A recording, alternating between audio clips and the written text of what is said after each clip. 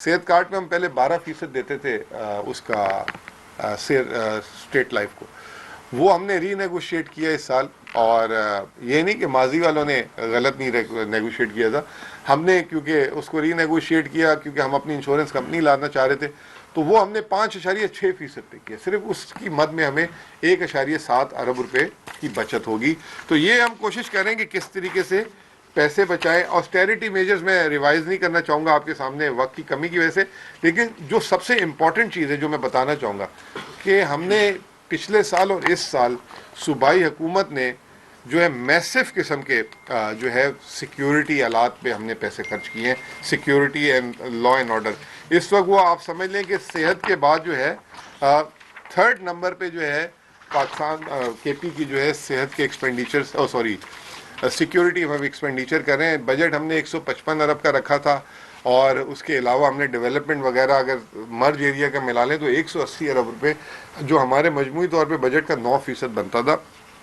लेकिन during the year हमने इसमें जो है बहुत सारी चीज़ें की। 13.2 अरब की हमने पुलिस प्रोक्योरमेंट की पहली रिलीज़ की।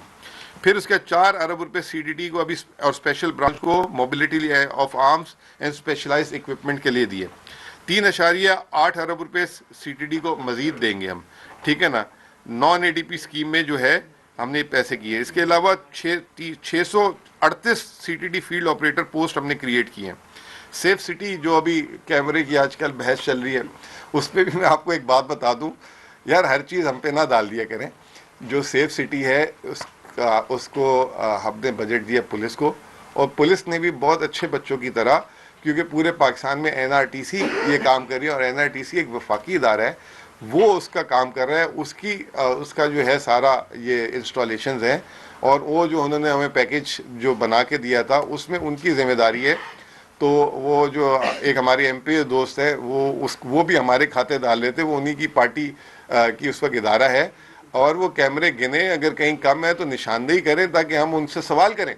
ये जो है हर चीज़ ना डाल दिया करें, कभी कोई अपनी चीज़ अपने तक भी रख लिया करें, ठीक है। फिर इसके अलावा हमने जो है 14 पैकेज जो है उसको इन्हांस किया, 1 करोड़ से 1 करोड़ 10 लाख किया, वो भी कम है। फिर इसके अलावा हमने कंस्ट्रक्शन पुलिस स्टेशन हम बना रहे हैं बेतहाशा। फिर हमने प्रोसिक्यूशन वालों के लिए एकेडमी बनाना शुरू कर दी है, और स्पेशल ब्रांच के लिए इसके अलावा अलग पैकेज हमने दिए 7 अरब का। तो ये भी जो है 25 से 30 अरब रुपये हमने पुलिस के जो है रिकॉर्ड, और उसकी वजह ये है कि ये जो है जवान हमारे जो है हमें तहफ़्फ़ुज़ दे रहे हैं। और अब आपने देखा होगा पिछले 1 महीने में बहुत ज़्यादा नुकसान हुआ है। तो आइए हमारी ज़िम्मेदारी बनती है कि एक तो उनको हम असले से जदीद चीज़ों से लेस करें, और दूसरी चीज़ ये कि उनकी जो है अगर जो है शोधा पैकेज वगैरह उसको भी बेहतर करें। इसको मज़ीद भी हम बेहतर करते जाएंगे। आखिरी में ये कि जो है मैं बहुत आपको इम्पोर्टेंट बात बताना इसलिए चाह रहा हूँ कि NFC के जो यारवा इजलास जिसे कहते हैं 11 NFC, वो चल रहा है, और उसमें खैबर पख्तूनख्वा के पास 2 कमेटियों की सदारत है।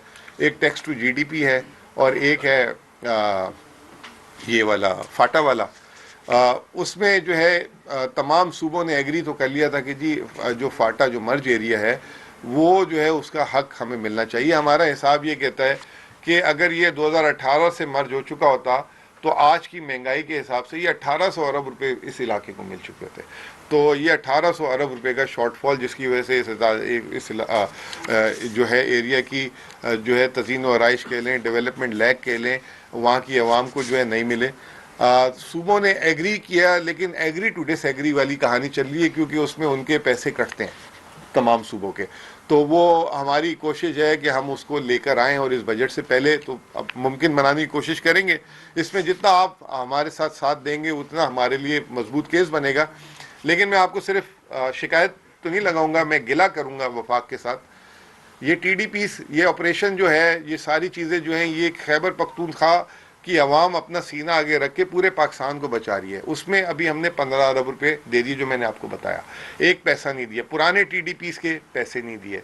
फिर उसके बाद जो आपने बजट में रखा 65 बिलियन रुपीस, जो ना काफ़ी था इस साल के लिए AIP और डेवलपमेंट बजट के जो पैसे हैं 28 अरब रुपये, उसकी तो 3 किस्तें आ गई हैं। लेकिन जो AIP का जो 37 अरब रुपये है उसमें 1 रुपया नहीं आया अभी तक। ये चौथा क्वार्टर शुरू हो जाएगा, 1 रुपया वफाक ने नहीं दिया। और उधर जो है वज़ीर आज़म साहब दहशत गर्दों के ख़िलाफ़ पुरअज़म है, और ये हैं वो कौन सी उनकी पुरअज़मी चल रही है कि यहाँ पे वो पैसे रोक के बैठे हुए हैं, और दूसरी तरफ दूसरे सूबे और जहाँ पे उनकी हुकूमतें हैं वहाँ पे वो MP MNS को भी दे रहे हैं। 1 रुपया नहीं दिया, लेकिन सूबाई हुकूमत ने 26 अरब रुपए जो है AIP के पैसे अपनी जेब से दिए, जो हम वफाक से मांग रहे हैं कि हमने अपना काम नहीं रोका, अपने वसाइल के हिसाब से उसको दिया। और दूसरा ये कि जो ADP में भी हमने जो है कुछ पैसे दिए, तो कुल मिला के 31 अरब रुपए सूबे ने जो तरक्याती अखराजात जो है वहाँ के, उसके अलावा उसमें हमने कंट्रीब्यूशन किए। यहाँ पे बात नहीं ख़त्म होती, हमारा जो करंट का बजट है सैलरी नॉन सैलरी का, वो भी जो है 145 अरब रुपए से ऊपर का है, और वफाक ने सिर्फ हमें 80 अरब रुपए दिए, तो 60 अरब रुपए वो भी हम जो है सेटल साइड से इसको कर रहे हैं। और ये तारीख में 2021-22 के बाद से मुसलसल जो है 24, 25 और ये 26, ये तीसरा साल जिसमें हम आ चुके हैं, इसमें जो है सूबाई हुकूमत जो है करंट बजट जो है वो अपनी जेब से दे रही है। तो आपसे हमें पता है नहीं हो सकेगा, आप एक काम करें, बस हमें जो है मर्ज जो हमारा 7 NFC में हमें अपडेट कर दें और हमारा जो हिस्सा है वो दे दें, उससे हमारा जो शेयर है 14.62% से बढ़ के 16.71% बन जाता है, यानी 1.70% बढ़ जाता है, मतलब 170 अरब रुपए सॉरी हमें इजाफी आते हैं, जो अभी आ रही रकम उससे इजाफी आएंगे। वो उस 170 अरब से जो है हम अपने जो है इस इलाके को जब ठीक करेंगे तो उसके समरात पूरे पाकिस्तान तक जाएंगे। तो ये बहुत ज़रूरी था। बहुत बहुत शुक्रिया।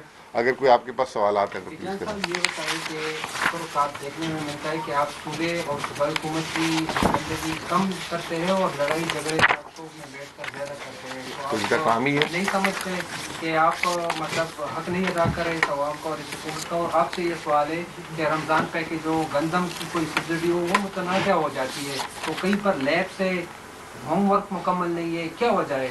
मैं अब जवाब दे दूं पहले।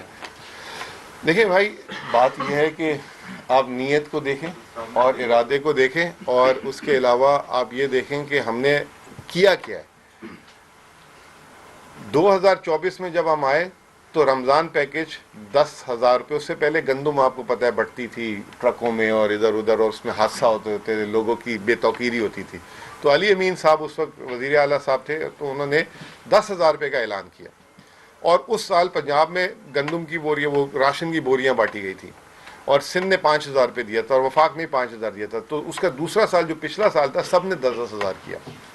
जब पिछला साल आया 10,000 हुआ, तो उस वक्त हमारा ये फैसला हुआ कि BIS, पहले साल पे हमने BISP के डाटा पे दिया था सबको, तो फैसला ये हुआ कि BISP के बेनिफिशरीज तो वफाक से भी पैसे ले रहे हैं, इसके अलावा भी बहुत सारे लोग होंगे जो BISP के अलावा जो हकदार होंगे जिन तक ये पैसा पहुंचा जाए। तो फिर वो फैसला हुआ कि पिछले साल हमने अपना डेटाबेस पे काम किया, और हमने डिवीज़न वाइज, और ये नहीं कि किसी की वज़ीर आला एक जगह का है तो उसके लिए ज़्यादा, पूरे सूबे में आबादी के तनासुब के हिसाब से वो पैकेज को बांटा गया। उसमें पहली दफ़ा में आई एम श्योर गलतियाँ भी हुई होंगी, कहीं फेवर भी हुआ होगा, कोई फरिश्ते तो नहीं है ना, गलतियाँ भी होती हैं, अब बंदा अपनी गलतियों से सीखता है। इस साल जब हमने देखा कि 2 साल से हम 10,000 दे रहे हैं, हमने उसको 12,500 कर दिया, ताकि आवाम के लिए, और महंगाई भी हुई है, सब कुछ हुआ है। पंजाब ने अभी भी 10,000 दिया, और हमें खुशी ये है कि वज़ीर आज़म ने उसको देख के 13,000 कर दिया। इस दफ़ा उसको हमने और उसके अंदर जिद्दत लेकर आए, कोशिश की कि डाटा को वेरीफाई करें। शायद शफ़ी जान साहब भूल गए हैं, शफ़ी जान साहब ने अभी मुझसे सवाल भी किया था कि हमने तो 10,63,000 लोगों को देना था। आपने बहुत बात बोली है, 10,63,000 को देना था, ये 10,15,000 तक डाटा क्यों गया है, बाकी 50,000 कहाँ गायब हो गए। तो उसमें जो हमें इत्तला मिली है कि वो जो डबल नाम या कोई जो डिज़र्व नहीं करता था वो नाम फिल्टर हुए हैं, तो वो जो है अभी भी इसमें जो है बहुत सारी गलतियाँ होंगी। ये एक जवाब दे देने का जी, आप सवाल कर लीजिए। तो ये जो है वो हालांकि आप वफाक के से लड़ाई झगड़े ज़्यादा करते हैं, सूबे के लिए नहीं काम करते। जितनी रिप्रेजेंटेशन मैं कोशिश करता हूँ, शायद ही इतना कोई कोशिश करता हो। वहाँ पे जब मैं जाता हूँ और आपने एक ऐसे बेशर्म आदमी को बैठाया हो जिसको खैबर पख्तूनख्वा ने एक दफ़ा नहीं बारहा रिजेक्ट किया हो, जिसके मुकाबले में हमारे कैंडिडेट ने 93,000 वोट लिए हों और उसने 20,000 वोट लिया हो। कौमी असम्बली पे अगर आप प्रोविजनल असम्बली की बात करें तो हमारे कैंडिडेट ने 38,000 वोट लिया है, उसने 5,000 वोट लिए, वो दूसरा भी नहीं आया। और जहाँ पे मैं अपनी सूबे की कारकर्दगी की बात करता हूँ वो इस पर बात करने को तैयार नहीं होता, वो सिर्फ इल्ज़ाम तराशी के लिए और गालम गलोच के लिए बुलाया जाता है। और वो खैबर पख्तूनख्वा से इस वक्त दुश्मनी कर रहा है। खैबर पख्तूनख्वा की परफॉर्मेंस की हम बात करते हैं, वो कोई और इश्यूज़ ले आता है, वो उसका काम ही ये है। तो उसके लिए फिर कभी कभी आपको अपना रंग दिखाना पड़ता है। बेशर्म आदमी को एक दो दफ़ा अगर आप बेशर्मी के साथ नेशनल मीडिया पे थोड़ा सा एग्रेसिव हो जाएं तो उसको अपनी औकात का अंदाज़ा हो जाता है। और मैं कभी भी गालम गलोच का या ज़ातियात हमले का ना मैं इसकी डिफेंड कर सकता हूँ, ना मैं इसको डिफेंड करता हूँ। नहीं होना चाहिए, परफॉर्मेंस पे बात होनी चाहिए, और हमारी ये कोशिश होती है कि हम अपनी परफॉर्मेंस पूरे पाकिस्तान के सामने रखें। ये गवर्नर साहब ने एक तजवीज़ दी कि ज़म अज़ला के लिए अलग अकाउंट खोला जाए, इसके लिए अलग सेफ्टी रखा जाए ताकि वफाक से जो पैसे मिलते हैं वो ज़म अज़ला पे खर्च हो। एक तजवीज़ उसने गवर्नर साहब ने दी। इसलिए कि आपने रमज़ान पैकेज की बात की तो उसमें संगीन हुई की गलतियाँ सामने आई। आपके मेंबरान की ऑडियो लीक हुई, उसमें ये बताया गया कि फलाना को इतने पैकेज से 5,000 रुपये कटौती हुई। ये मर्दान के एक MP है, उसकी वो बाकायदा वीडियो भी आई है और ऑडियो भी आई है। इसमें आप लोग क्या है? देखिए, मैं आपको सर मैंने आपको बताया कि 10,63,000 बेनिफिशरीज थे, और अगर 10 लाख का अगर 10% होता है 1 लाख, और 1% होता है 10,000, और 1% का भी 10वां हिस्सा होता है 1,000। अगर 1,000 केसेस भी ऐसे हैं तो ये होंगे, मतलब गलतियों से ही सीखना है, और गलतियों ये सामने भी आएंगी। मैंने आपको ये कहा कि हर 5 उंगलियां बराबर नहीं होती, कोई बायस हो जाता है, कोई उसको जो है अमानत के तौर पे लेके चलता है, कहीं ना कहीं गलती हो रही होगी, और ये निशानदेहियां जो हैं ये आगे इसको बेहतर करने के लिए ज़रूरी है, और जहाँ पे हुई है हम उसके लिए शर्मिंदा हैं, उसको एक्सेप्ट करना चाहिए, उसको डिफेंड करने का कोई हमारा राइट नहीं बनता।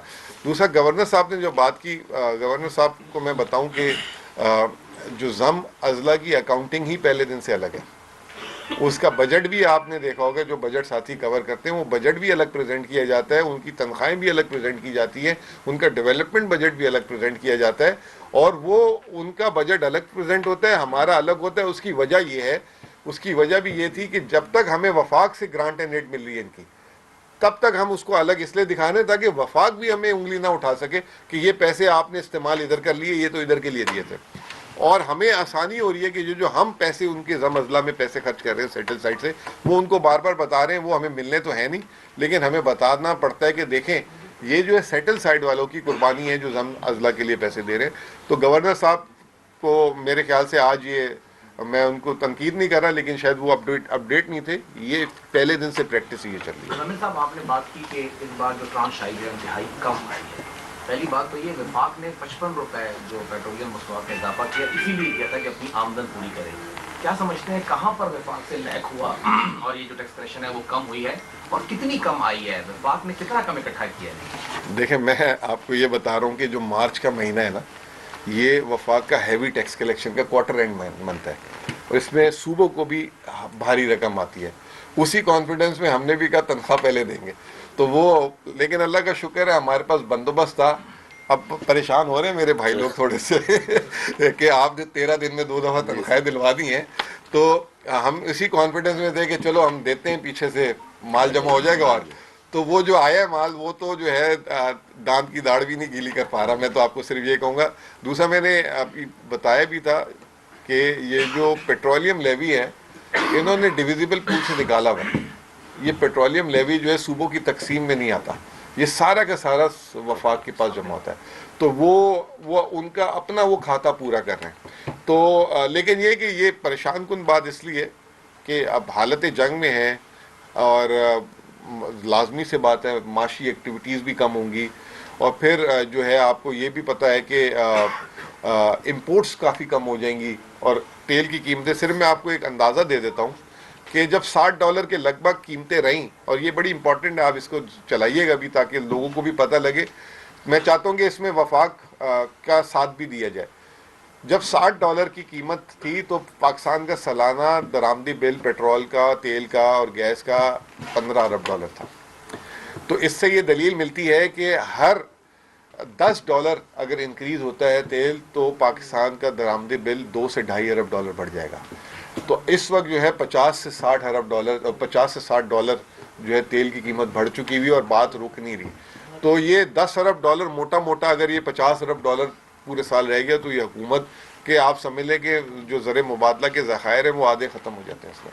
तो ये एक बड़ी क्रिटिकल सिचुएशन है। फिर दूसरी जो इम्पोर्टेंट बात है, रेमिटेंसेस, आपका 40 अरब डॉलर सालाना आता है पूरे पाकिस्तान में बाहर से, जिसमें मैं परेशान इसलिए एक तो नेशनल लेवल पे हूँ और खैबर पख्तूनख्वा के लेवल पे अलग हूँ, क्योंकि खैबर पख्तूनख्वा के रेमिटेंसेस में 1/3 शेयर है, जो हमारे बहुत सारे लोग, क्योंकि यहाँ पे रोज़गार के भी मसले हैं, जंग, तो वो मुल्क से बाहर है। तो जो लगभग 14-15 लाख नहीं, 40 लाख से ज़्यादा लोग बनते हैं खैबर पख्तूनख्वा के, जो मुल्क से बाहर काम कर रहे हैं, और 14 से 15 अरब डॉलर जो है वो अपने घर में रकम बेचते हैं पाकिस्तान में, अपने रिश्तेदारों को, बहन भाइयों को, वालिदैन को। अब इसमें मसला ये है कि आपके जो 1 करोड़ 25-30 लाख लोग बाहर हैं, उसका जो आधे से ज़्यादा सऊदी अरब और मिडल ईस्ट में काम करता है। सऊदी अरब का तो चले मसला थोड़ा सा संभला हुआ भी है, वो मुल्क भी बड़ा है, उनकी अपनी आबादी है। मिडल ईस्ट तो सारे का सारा एक तरीके से, दुबई वगैरह में तो उनकी आबादी अपनी 10% है, बाकी पूरी दुनिया जमा की हुई एक जगह, और वो आगे पीछे भी हो रही है। तो अगर वहाँ पे रेमिटेंसेस में स्लिपेज जो लाजमी आएगा दुबई वगैरह और इन इलाकों में, तो वहाँ से भी, अगर मैं बहुत कंजर्वेटिव बोल रहा हूँ कि अगर ये मामला चलता है तो 2-2.5 अरब डॉलर की वहाँ से भी हिट पड़ सकती है। दिस इज़ वेरी 40 में सिर्फ 2-2.5 अरब डॉलर बोल रहा हूँ, इट कुड बी मोर। तो ये एक चैलेंज है जो गवर्नमेंट को आगे लेना होगा, और ये चैलेंज सिर्फ गवर्नमेंट के हद तक नहीं है। 1 करोड़ 30 लाख लोग जो है अपने घर में पैसे बेचते हैं, ये 1 करोड़ 30 लाख घराने हैं।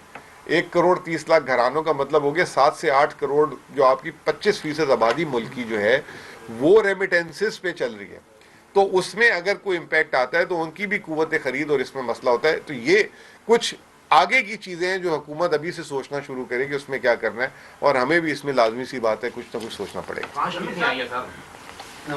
चौथा हिस्सा ही है, बस मैं आपको ये बता रहा हूँ, अब ना करें, ज़्यादा ना करें। आप विफाक से जिला करते हैं फंड के हवाले से, लेकिन लोकल बॉडी जो है वो उनके खत्म हुआ, आपने उनको भी कुछ अदा नहीं किया, तो इस हवाले से थोड़ा बताइए। दूसरी बात ये हेल्थ इंसाफ कार्ड में बहुत ज़्यादा करप्शन रिपोर्ट हो रही है, तो उस हवाले से आप क्या करें? देखें, जहाँ करप्शन रिपोर्ट हो रही है वहाँ पे आप रिपोर्ट करें, उसको सामने लाएं, सोशल मीडिया का दौर है, उस पर एक्शन होता है, ठीक है ना। हम तो पैसे भी देते हैं, उसको कंट्रोल करने की कोशिश करते हैं, और ये एक वाहिद चीज़ है जिस पे आवाम कहती है कि ये खैबर पख्तूनख्वा का मुनफरिद काम है बाकी पूरे पाकिस्तान से, और इससे आवाम को सहूलत भी मिल रही है। तो अब वही, जैसे मैंने आपको एक बात बोली कि अगर 11 लाख लोगों को रमज़ान का पैकेज मिला है और उसमें 1000 लोगों की कंप्लेन है, तो वो 0.01% बनता है। तो इसमें भी होगा, आई एम श्योर होगा, और ये हमने इसको ठीक करना ज़रूरी है, इसमें मैं डिफेंड कर ही नहीं सकता, नंबर 1। नंबर 2, लोकल बॉडीज़ को सर थोड़ा सा समझ लें, लड़ाई सिर्फ क्या है, तरक्याती अखराजात ये लोकल बॉडी वाले करेंगे या MPA करेगा या MNA करेगा, बस, कि ये सड़क किसने बनानी है, सड़क बन रही है, ठीक है ना। आपके सूबे के आधे से ज़्यादा पैसे ही, वसाइल जो है वो लोकल गवर्नमेंट में जाते हैं। कैसे जाते हैं? आपके स्कूल्स, आपके अस्पताल, आपके पुलिस स्टेशंस और आपकी ये जो TMS, ये तमाम लोकल गवर्नमेंट के अंदर ही आती हैं, जितने स्कूल्स हैं। तो तमाम टीचर को आपका अकाउंट 4 जो है वो जो है उससे लोकल गवर्नमेंट की सारी पेमेंट होती है, वो आपकी अकाउंट 1 से ज़्यादा सारे एक्सपेंडिचर ही वहाँ से होते हैं। तो जो करंट साइड है वो पूरी लोकल गवर्नमेंट को एक जगह पे पैसे पहुँच रहे हैं। सिर्फ एक लड़ाई है कि जी सड़क मैंने बनानी है, या ये ट्यूबवेल मैंने लगाना है, ये लाइटें मैंने लगानी है, ब्यूटिफिकेशन, इसको भी ये करना है। इसके साथ एक और चीज़ कि आप उठा ले कि PDM के दौर में उनको कितना फंड मिला, कितनी तनख्वाहें मिली है।